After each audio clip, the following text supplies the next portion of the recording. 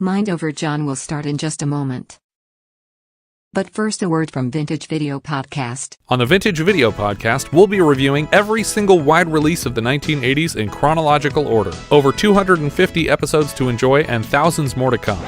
John enters the store now to order another can of ether. I picture him outside like Homer with the gasohol. One for you, one for me. I also like to think about that the kids renew their vow not to talk about the murder by murdering someone. They're taking a blood oath with someone else's blood. This stuff is 7 times more powerful than uranium. And Yeah. they open up the vault that it's contained in, not wearing any kind of protective gear. Yeah. And it's wooden crates. Wooden crates. It's like the guys in Chernobyl picking up the graphite rocks Yeah. and going, nah, because there's rocks. Hugging the elephant foot, just like, oh, this thing's smooth. It's so warm. He turns to dial the number from the classified ad without even thinking about the numbers. We know this because we can hear his thoughts, and he's talking about how AJ was right that ninjas are misdirecting him. They're misdirecting. I really wish that he'd turn to the phone and been like, 665. No, that's two fives. Vintage Video. We're rewatching the 80s so you don't have to. Chapter 14, in which Phileas Fogg descends the whole length of the beautiful valley of the Ganges without ever thinking of seeing it. The rash exploit had been accomplished, and for an hour Passepartout laughed gaily at his success. Sir Francis pressed the worthy fellow's hand, and his master said, "Well done." Which, from him, was high commendation, to which Passepartout replied that all the credit of the affair belonged to Mr. Fogg. As for him, he had only been struck with a queer idea, and he laughed to think that for a few moments he, Passepartout, the ex-gymnast, ex-sergeant fireman, had been the spouse of a charming woman, a venerable, embalmed Raja. As for the young Indian woman, she had been unconscious throughout what was passing, and now, wrapped up in a traveling blanket, was reposing in one of the howdahs. The elephant, thanks to the skillful guidance of the Parsee, was advancing rapidly through the still darksome forest, and, an hour after leaving the pagoda, had crossed a vast plain. They made a halt at 7 o'clock, the young woman being still in a state of complete prostration.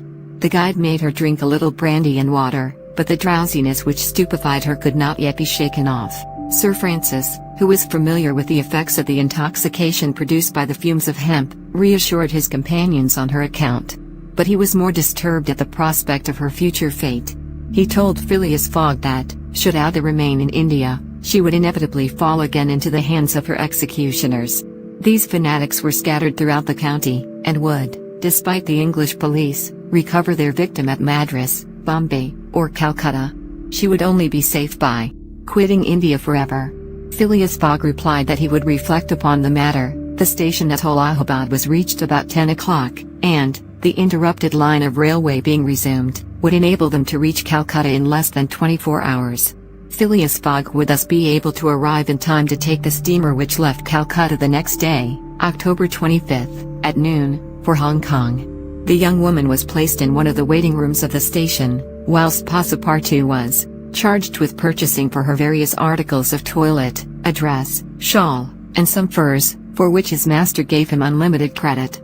Passepartout started off forthwith, and found himself in the streets of Allahabad, that is, the city of God, one of the most venerated in India, being built at the junction of the 2 sacred rivers, Ganges and Jumna, the waters of which attract pilgrims from every part of the peninsula.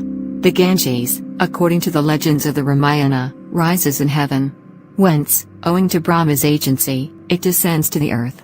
Passepartout made it a point, as he made his purchases, to take a good look at the city. It was formerly defended by a noble fort, which has since become a state prison. Its commerce has dwindled away, and Passepartout in vain looked about him for such a bazaar as he used to frequent in Regent Street. At last he came upon an elderly, crusty Jew, who sold second-hand articles, and from whom he purchased a dress of Scotch stuff, a large mantle, and a fine otter-skin pelissa, for which he did not hesitate to pay £75. He then returned triumphantly to the station. The influence to which the priests of Pilaji had subjected Ada began gradually to yield, and she became more herself, so that her fine eyes resumed all their soft Indian expression. When the poet king, Ukafudal, celebrates the charms of the Queen of Ahmednagar, he speaks thus: her shining tresses, divided in 2 parts, encircle the harmonious contour of her white and delicate cheeks, brilliant in their glow and freshness. Her ebony brows have the form and charm of the bow of Kama, the god of love, and beneath her long silken lashes the purest reflections and a celestial light swim, as in the sacred lakes of Himalaya, in the black pupils of her great clear eyes. Her teeth, fine, equal, and white, glitter between her smiling lips like dewdrops and a passion flower's half-enveloped breast. Her delicately formed ears, her vermilion hands, her little feet, curved and tender as the lotus bud, glitter with the brilliancy of the loveliest pearls of Ceylon, the most dazzling diamonds of Golconda. Her narrow and supple waist, which a hand may clasp around, sets forth the outline of her rounded figure and the beauty of her bosom, where youth in its flower displays the wealth of its treasures, and beneath the silken folds of her tunic, she seems to have been modeled in pure silver by the godlike hand of Vivakarma, the immortal sculptor. It is enough to say, without applying this poetical rhapsody to Alta, that she was a charming woman, in all the European acceptation of the phrase. She spoke English with great purity, and the guide had not exaggerated in saying that the young Parsi had been transformed by her bringing up. The train was about to start from Allahabad, and Mr. Fogg proceeded to pay the guide the price agreed upon for his service, and not a farthing more, which astonished Passepartout, who remembered all that his master owed to the guide's devotion. He had, indeed, risked his life in the adventure at Pelagi, and, if he should be caught afterwards by the Indians, he would with difficulty escape their vengeance. Gaily, also, must be disposed of. What should be done with the elephant, which had been so dearly purchased? Phileas Fogg had already determined this question. Parsi, Said he to the guide. you have been serviceable and devoted. I have paid for your service, but not for your devotion. Would you like to have this elephant? He is yours. The guide's eyes glistened. Your honor is giving me a fortune. Cried he. Take him, guide, Returned Mr. Fogg. and I shall still be your debtor. Good. Exclaimed Passepartout. Take him, friend. Kiuni is a brave and faithful beast. And, going up to the elephant, he gave him several lumps of sugar, saying, Here, Kiuni, here. Quote. The elephant grunted out his satisfaction, and, clasping Passepartout around the waist with his trunk, lifted him as high as his head. Passepartout, not in the least alarmed, caressed the animal, which replaced him gently on the ground. Soon after, Phileas Fogg, Sir Francis Cromarty, and Passepartout, installed in a carriage with Alta, who had the best seat, were whirling at full speed towards Benares. It was a run of 80 miles, and was accomplished in 2 hours. During the journey, the young woman fully recovered her senses. What was her astonishment to find herself in this carriage, on the railway, dressed in European habiliments, and with travelers who were quite strangers to her. Her companions first set about fully reviving her with a little liquor, and then Sir Francis narrated to her what had passed, dwelling upon the courage with which Phileas Fogg had not hesitated to risk his life to save her, and recounting the happy sequel of the venture, the result of Passepartout's rash idea. Mr. Fogg said nothing, while Passepartout, abashed, kept repeating that It wasn't worth telling. Alta pathetically thanked her deliverers, rather with tears than words. Her fine eyes interpreted her gratitude better than her lips. Then, as her thoughts strayed back to the scene of the sacrifice, and recalled the dangers which still menaced her, she shuddered with terror. Phileas Fogg understood what was passing in Alta's mind, and offered, in order to reassure her, to escort her to Hong Kong, where she might remain safely until the affair was hushed up, an offer which she eagerly and gratefully accepted.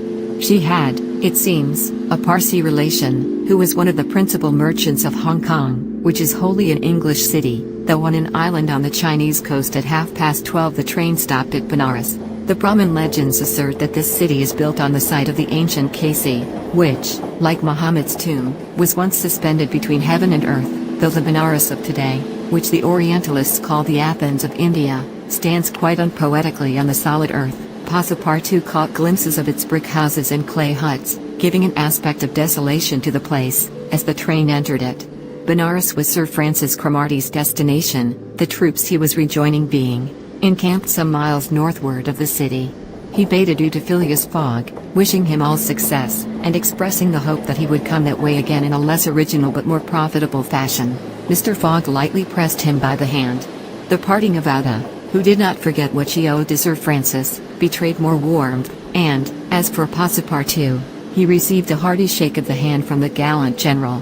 The railway, on leaving Benares, passed for a while along the valley of the Ganges. Through the windows of their carriage the travelers had glimpses of the diversified landscape of Bihar, with its mountains clothed in verdure, its fields of barley, wheat, and corn, its Jungles peopled with green alligators, its neat villages, and its still thickly leaved forests.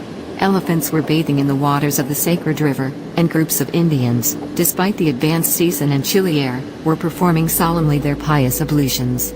These were fervent Brahmins, the bitterest foes of Buddhism, their deities being Vishnu, the solar god, Shiva, the divine impersonation of natural forces, and Brahma, the supreme ruler of priests and legislators. What would these divinities think of India, anglicized as it is today, with steamers whistling and scudding along the Ganges, frightening the gulls which float upon its surface, the turtles swarming along its banks, and the faithful dwelling upon its borders?